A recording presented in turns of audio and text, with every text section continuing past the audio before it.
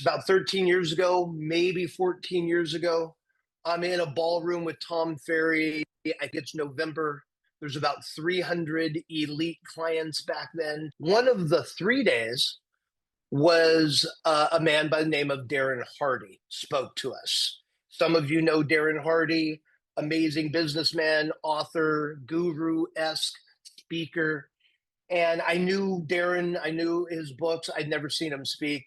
It was a mind-blowing 8 hours he had the day.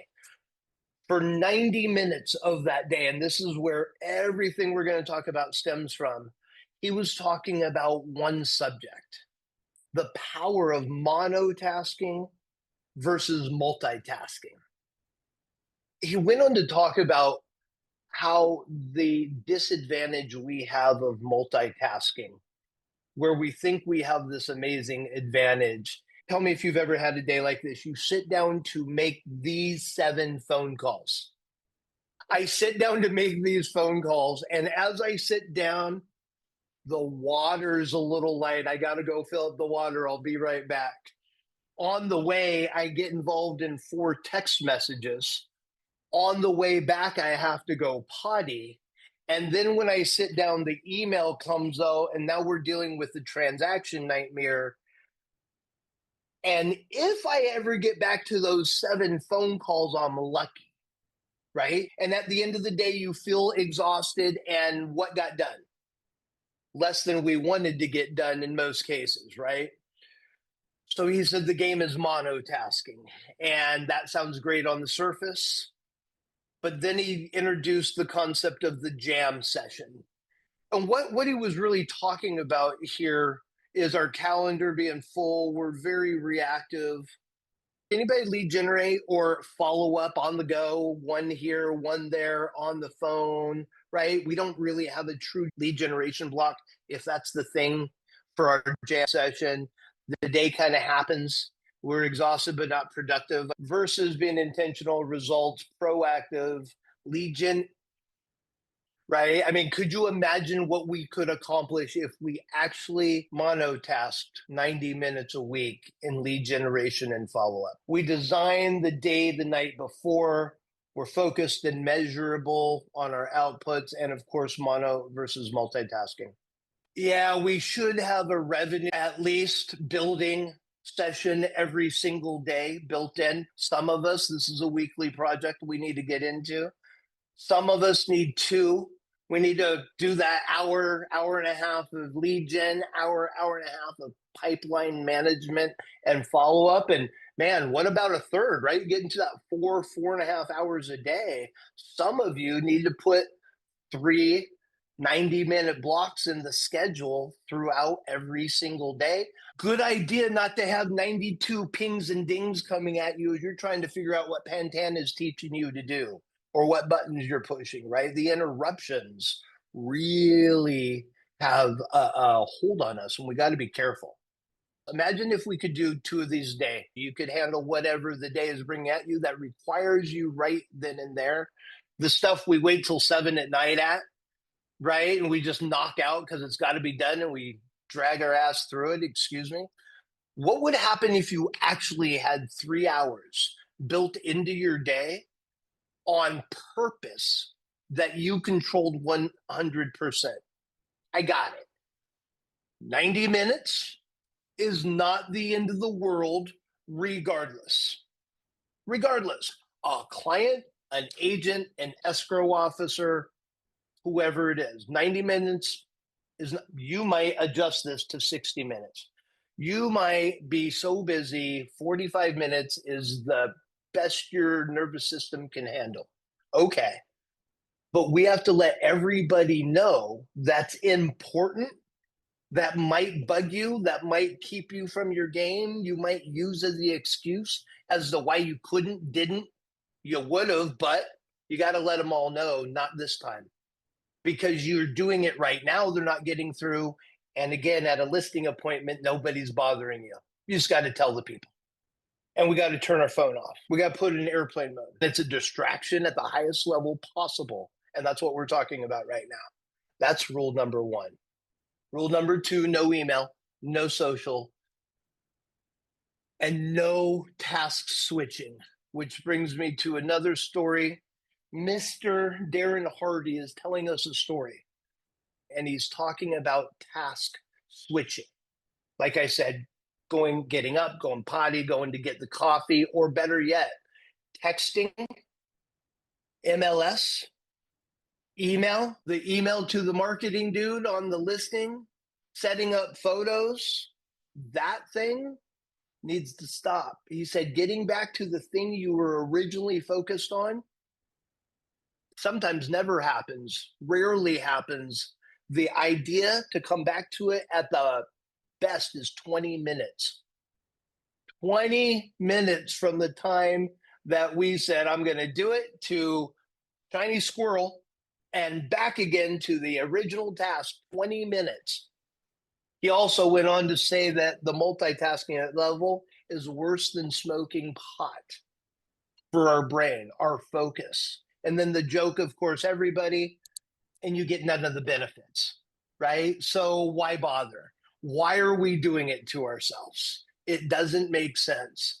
So the task switching, going from client management and batching. You all will do this. What? You get a new buyer, you have the conversation, you go in the MLS, you set up the search, you set up the email drip, and you go by client, right? But you're task switching all the time versus collecting 5 leads, making your 5 phone calls, making your notes for all 5 of them, getting in and data entering all of them, getting in and doing MLS search setup, MLS batch by task, start batching by task, not by client. That compresses time and the white spots, the arbitrage of task switching for the client. We might have to take extra notes, so have a notepad for what needs to be done right next. But you don't need to jump and do the task. Finish in the technology you are in now. And it's like the momentum of dialing. The best time to set an appointment is right after you set one, right? I don't know if you all know that, but scientifically proven by this guy. Set one, get on the phone, dial again, set another one. Texting, text, send, text, send. Emailing, knock all your emails out at the same time to those 17 people. Get in there and knock it out. Don't go from email to setting up that next drip campaign. Drip campaign needs to be done. And then I'm back in the technology I'm staying in. So I get momentum on my side, especially when you're in the jam session. The task switching is nothing but a distraction like the rest of it. So no task switching. All right. One defined outcome. This is super important. So why are you sitting down to make those 17 phone calls? Why are you sitting down to get that marketing plan finally done? What is the one thing you're sitting down in a jam session to accomplish, right? One goal. If there's the goal of getting this list of things done, cool. Just be very defined about, I have these 17 2 to 5 minute tasks I need to get done. That's the goal, to move through each one of them. Awesome. Tune out the rest of the noise, right? One defined goal gives us the focus. We can work right to the end. This is another big one. Set a timer. Set a timer. I love me a good timer. Set a timer, get done, move on, right? If we're trying to compress time and find some time for that one thing, set a timer, give yourself a defined time, and then move on. You've done the absolute best you can with focused time for 45 minutes. Move on to what needs to be put onto that 45 minutes. That can be critical to appointments, right? And that time makes all the difference in our month, in our quarter. So set the time, end on time. This is my favorite, but you guys will try to fight me on this one. I understand. Do not reschedule ever, ever, ever.